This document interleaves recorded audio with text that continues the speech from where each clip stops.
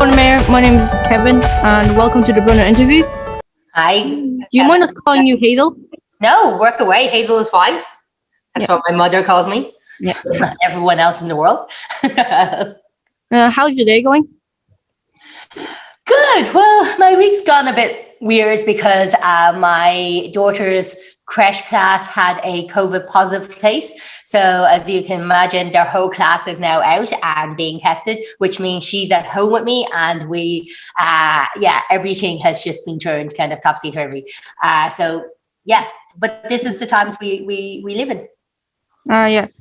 How the way there's COVID-19 restrictions. What Yeah. are you looking forward to when they're over? I'm looking forward to properly seeing my family and friends again. I know lots of people say that, but I haven't had anyone barring my mother and my brother in here all year. So my aunt, who was really so proud of me for getting elected as Lord Mayor, was looking forward to coming in and seeing the house, but she unfortunately is in remission from cancer, so there was no way I was going to ever risk her leaving leaving her house. So we haven't had her in, we haven't had anyone in. I'm really looking forward to just seeing people, as kind of having people in the house if restrictions lift before then, but I don't think it will, so we'll see. Yeah. What are experiences like COVID-19? It's Like, been challenging. I think it's been god awful for everyone. Like, it's undeniable that it's one of the worst things we've gone through as a nation. One of the worst things, because we've gone through a lot as a nation. We had we went through famine, where we lost so many, and we went through civil war. So there's been so many things this nation has been brought to its knees over, but then has risen up from. So COVID is one of those things. But it's been challenging. Like, for me in this role, it's been particularly difficult insofar that this role is about going out to see people. So normally, if we weren't in COVID, I would be going to visit your school there and talking to yourselves in person, and going out to see people in the community and having them in the house. So we'll be inviting yourselves and other people in, and that's not happening. So I had to change the role as fast and as best as I could. So what happened was I changed it to more policy focus and project focus. So I set up a homeless task force. Am drawing up an integration strategy with Dublin City Council. I am on the now recovery task force to look at the recovery of the city. I sit on the nighttime economy task force for the department to look at how we bring back night culture to the city. So by bringing back, I mean, well, not even bringing back, because we never, apart from pubs and restaurants, we didn't have that much of culture that fitted everyone. Like, what we're trying to do is kind of bring back something like culture night, but for every night. So anyone in your classroom can go out and find something to do with your family, or you can go out and hang out outdoors in skate parks, or in different areas outside that's suited to for that. yeah. What do you do as a Lord Mayor exactly? Well, I mentioned some of the things I do. So every day I wake up and I have a whole load of meetings. So on average, now that it's Zoom, you're talking about on average anything from 5 to 8 meetings a day, where you're on Zoom and you're discussing how the city works.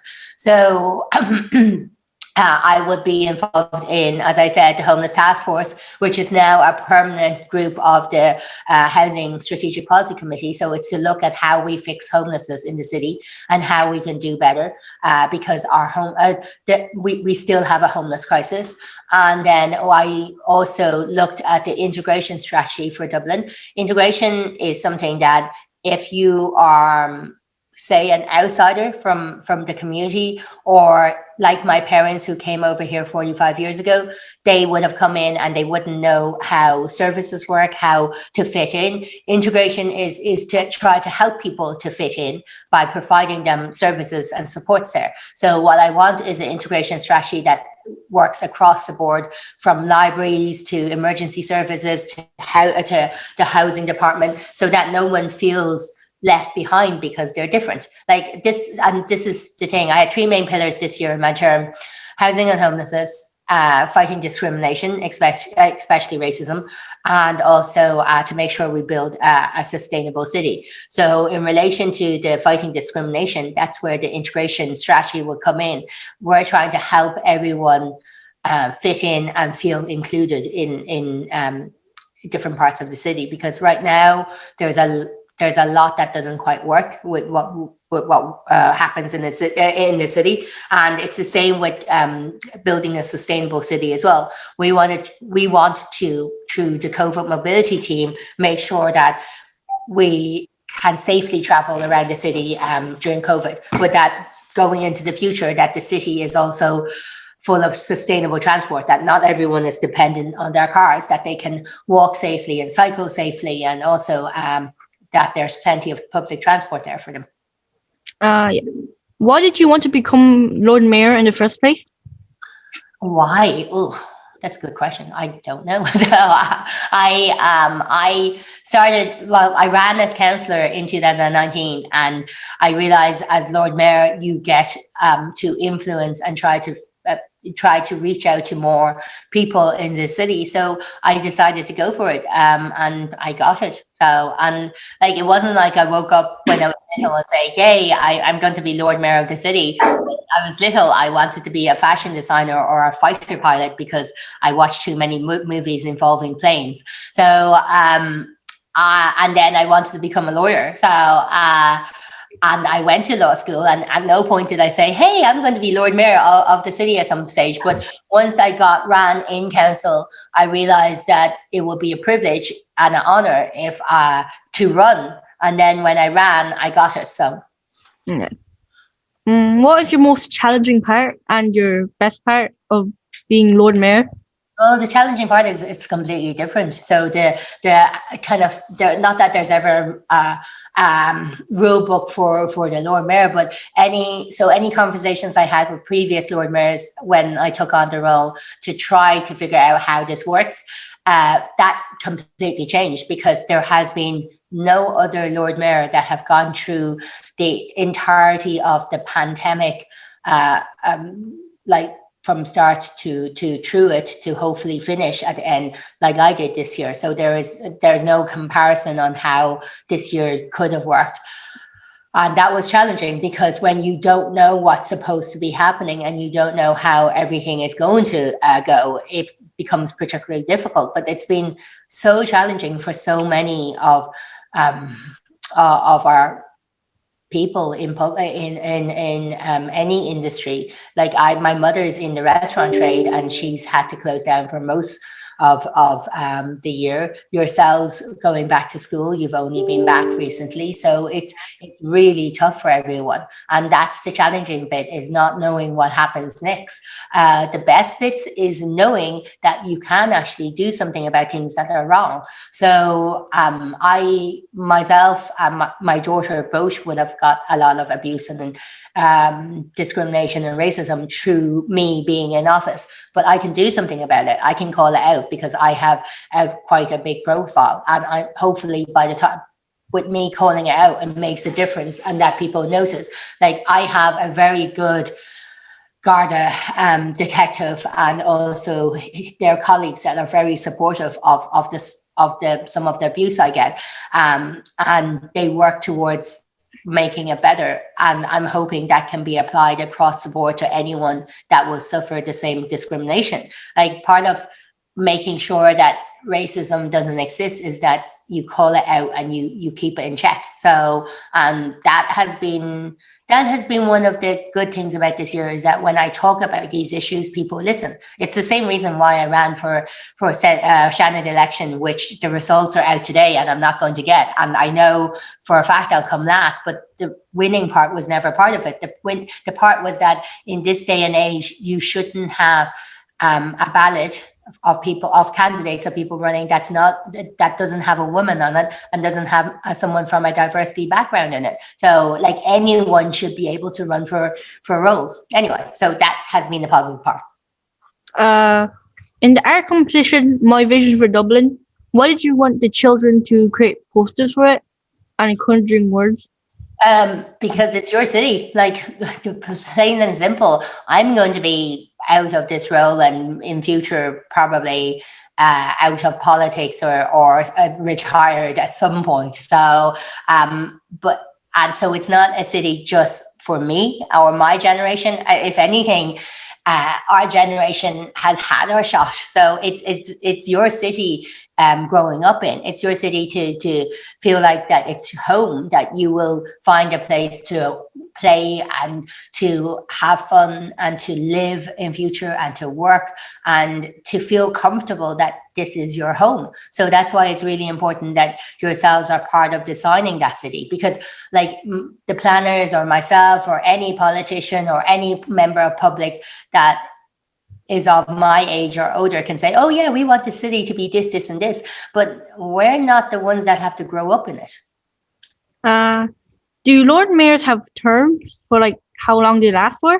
Yeah, my one's coming in the end in 2 months' time. So I'll be finished at the end of June. It's only a year. It's always only a year. And this is something we may have to fix. So Only a year, okay. What job would you do if you weren't a Lord Mayor?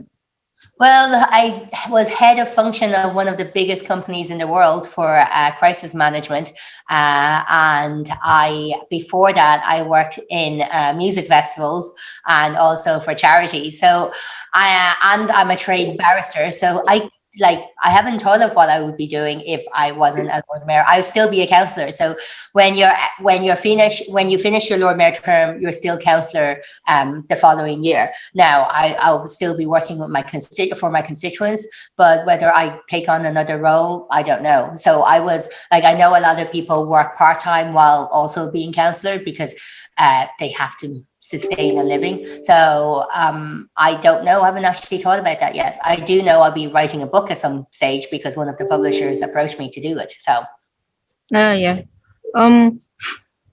How does it feel to be the first woman and different ethnicity to become the Lord Mayor?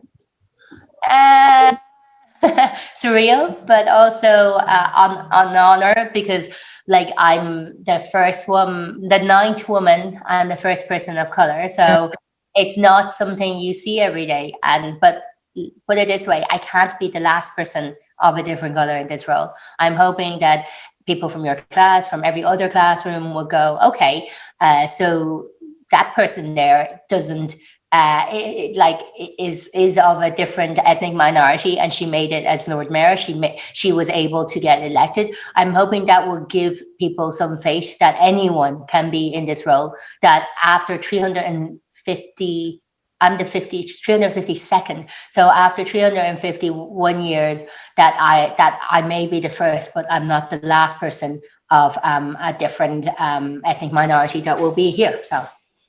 Yeah. How did you deal with online harassment, trolls, and abuse? Well, I called the cops. So there's a reason. There's the serious crime division of the Gardaí came to the house. Actually, a lot of guards came to the house in the year that I was here, and they've been very good, and they've been very supportive. And how do I deal with it? I make sure that my kid is safe and that my family is safe. So I have a 3.5-year-old, and I made a point that if they come at me, at least I know I'm able for it because I'm a grown woman. But it's the problem is when they come at her, because they've managed to call her all sorts of names, from mongrel to other things, and they've recently, some people made a joke about my car blowing up as well. So like, as long as I know she's safe, then it's fine. Yeah. What are your biggest achievement that you did in your career? I've become Lord Mayor. That's the easy one. Yeah, like this role only has had 352 people in it, and I'm one of them. So I'm one of them that managed to make history as well. So I'm not being arrogant or obnoxious or facetious here. It's very clear that this role and being able to have been selected for this role is a massive achievement. Yeah. Would you like to be Tshock or president someday? That's a very long-term plan. I don't think I'll ever be Taoiseach because I'm part of a party that is a smaller party, and unless we grow to the size of a Fine Gael or a Fianna Fáil or Sinn Féin, I won't be Taoiseach. Now, saying that, maybe we will. If you look at the Greens in Germany, maybe one day someone from our party will be Taoiseach. I'm not sure that will be me, maybe. So, but I can well imagine it could well be a Catherine Martin or a Nessa Horgan, who are two amazing women in our party and amazing leaders. Will I be president one day? I don't know. So this is the thing. I like to say, oh yeah, I'll throw my hat in the ring at some point. But I think I've already thrown my hat in the ring for an election I won't win. So I like to know that next time I will do it. Perhaps there's a chance of me winning. So so I don't know is the clear answer. So what was your experience in school when you were growing up? Primary school or secondary school? Like primary. Primary school. It was interesting because I didn't speak a word of English when I went into primary school. My parents, because they both moved, they both came over here from Hong Kong. They actually met over here. And mum was a dishwasher and a cleaner, and my dad was a kitchen porter. So they never had the opportunity to learn English. They didn't speak a word of English when they came over here. I'm not quite sure how they managed to get over here actually and find somewhere to live. But I think it's, again, a testament to people being friendly and supportive, Irish people being friendly and supportive, because when they met over here, they were able to find housing. They were able to find jobs. Now, it was hard still. This is why when I talk about integration strategy, I want something that would directly support people like my parents that would come over here that have had to pack up their bags and move to a different country completely. So, and feel like that the community they come into supports them. So I think this is the thing. The school part was then a bit odd because when firstly, I started school at 3 because my parents, again, didn't speak English. So they got the forms wrong. So I was the smallest person in my class. I have a 3.5-year-old. And if someone told me that she will be going into junior infants tomorrow, I would be there going, oh my God, are you crazy? So so I was very little when I got into school. I didn't speak a word of English. So so when there were little kind of things that were bullying, like I got called a chink a lot when I was in the schoolyard. That didn't actually land on me because I didn't know what it meant. I would have gone home and said it to my cousins, and then they'll go, Hazel, don't be so happy about that. That's not something to be happy about. Thankfully, my cousins lived with us. There was 9 of us in a 3-bedroom house, and my cousins who had started secondary school then they would have a little bit more English, so they knew when things were bad. So yeah, school was a mixture of good and bad. Like when I moved schools to Selbridge, I was the only Chinese girl there, or only Irish girl there from a Chinese background. So I was very novel to everyone in the school. And then it was good and bad. Like in Fir House, there was a little bit of a bullying, but the teachers were so nice, and some of the classmates were lovely. By the time I got to Selbridge and went to school there, I was the new girl in class that was different. So everyone found me a bit novel. So it was grand. No. Yeah. You say you didn't know any English. How did you learn English in Ireland, in Dublin? Ireland? School. School. Literally, I you asked me about one of like my achievements earlier on, and like for someone who didn't speak a word of English and didn't have parents that helped her with any of her homework because again they didn't speak any of the language, I was barely like to my parents, as much as they wanted me to go to college, they didn't. Probably I could. So mainly because they didn't think I would be able to get through primary school and get through secondary school with language barriers and with not understanding the system. This isn't meant to sound arrogant, but I came top of my class in secondary school for most years. I then became the first person of Chinese descent, I think, to graduate from King's Inns, which is to become a barrister.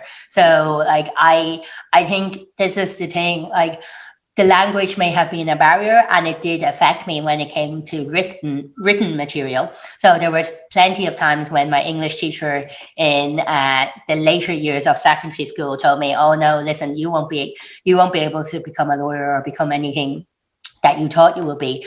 And yeah, and it happened anyway. I think this is the thing.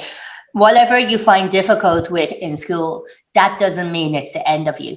I think a lot of it a lot of it depends on not just how hard you work, but how much you want it as well. And for me, I was very much driven by the fact that my mother, again, was working two very hard jobs just to put me through school. So I knew I had to do it. So Yeah.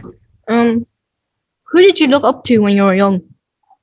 my mother and my granny. I know that sounds cheesy, but like I just mentioned her there. Like my mother came over here not knowing anyone and built and went from a dishwasher and cleaner, 2 jobs a day, to then building a restaurant, not quite empire, but at one stage she owned 4 restaurants and 3 takeaways and managed 100 staff. And if you told 18-year-old her that she would be doing that when she came over first to Ireland, no one would have believed. Well, she wouldn't have believed it. My granny is the other one because, again, I think it's something about strong women in my family. My granny married alcoholic, so ended up having to work 2 jobs to put food on the table for her 5 kids. And the woman didn't read or write, but managed to get by so well. And she, one of her jobs was at the local rock mine where she had to break rocks for a living, and the other job was as a market trader in the night market. So she was a tough woman, and I think I look at her and I look at my mother and I think, well, you know what, maybe you need to do a little more than being Lord Mayor of the city. So yeah, so those are my role models. What was your favorite subject in school and why? Favorite subject. Geography. Oddly enough, in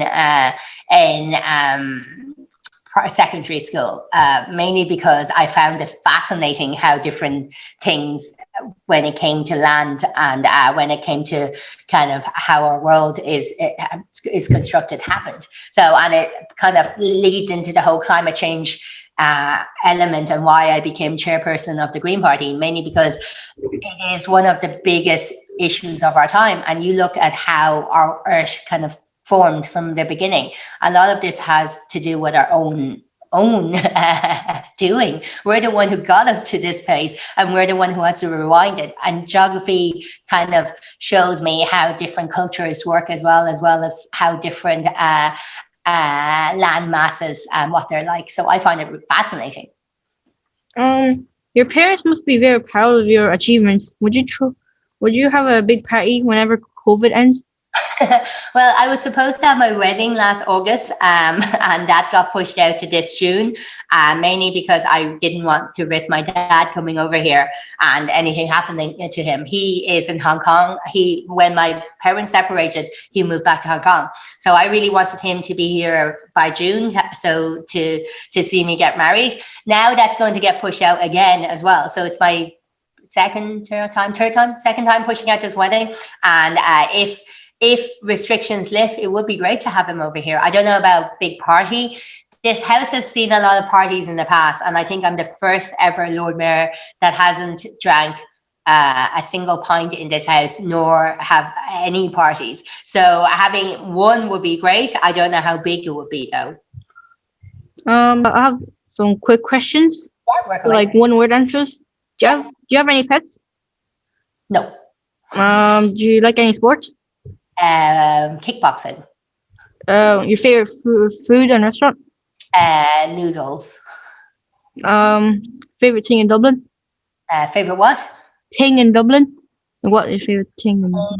In Dublin, favorite thing in Dublin, St. Stephen's Green, because it's keeping my kid entertained. So, yeah, favorite singer? Favorite singer? Oh, that's a hard one.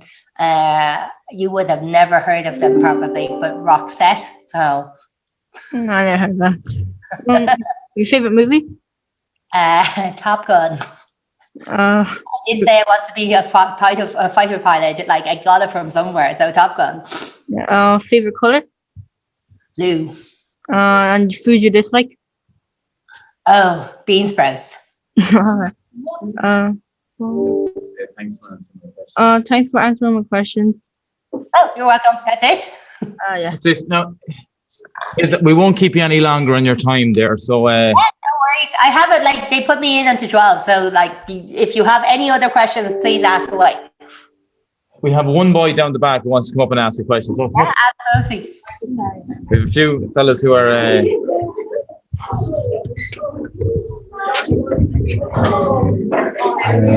Right now, you go now. Say your name and just say what you want. Hello there, Hazel. My name's Yasar. Hi, Zara. How's it going? Good, yeah. I wanted to ask you, since COVID struck, are you going to, after COVID is completely gone, after everyone's vaccinated, are you going to sanitize all the playgrounds? Well, the playgrounds, one of the questions was asked by us of whether we'd be sanitizing the playgrounds during COVID, and we didn't. But yeah, I'll ask the parks whether we'll be doing it after COVID is finished. But the thing is, the thing with the outdoor areas, especially, even if you have everyone vaccinated, I'm not saying there could be still the strains around, but there could be. So the parks will determine whether the park playgrounds should be sanitized, and then they'll come back. So I don't have an answer for that, unfortunately, Jazar. I'm sorry. Yeah, well, anyway, thanks, Hazel, for answering my question. No worries.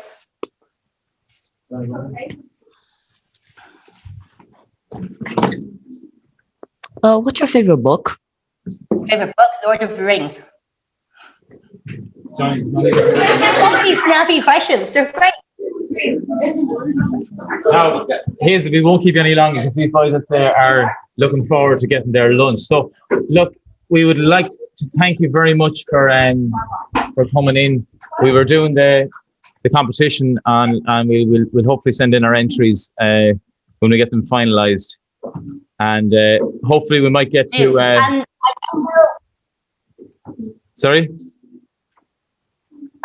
I don't know if my office told you guys, but I started up this year a Lord Mayor Youth Award, because we always have Lord Mayor Awards at the end of the year. But this year I made it every month to celebrate people on the front line. And I realized there's no youth one. So I set up one from ages of 5 to 12, 5 awards within that category. And then ages of 13 to 18, 5 awards within that category. So I can ask my office to send yourselves a link so that if you think anyone is deserving of an award, nominate them, or people can nominate themselves. It doesn't matter.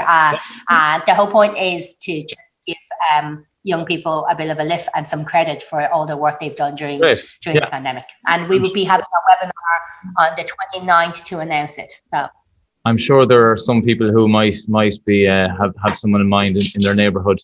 But okay, lads, we are all very thankful for your time. And we hope the questions weren't too taxing on you on their busy morning. I hope your daughter is okay and there's no COVID in the family. Oh, we're bringing her for a test today. So we have finally heard back from the HSE. So we're going for testing today. So right. It's fun. Life we live in. Okay, all right, boys, give a wave. Bye. Okay, cheers. All the best. Thanks.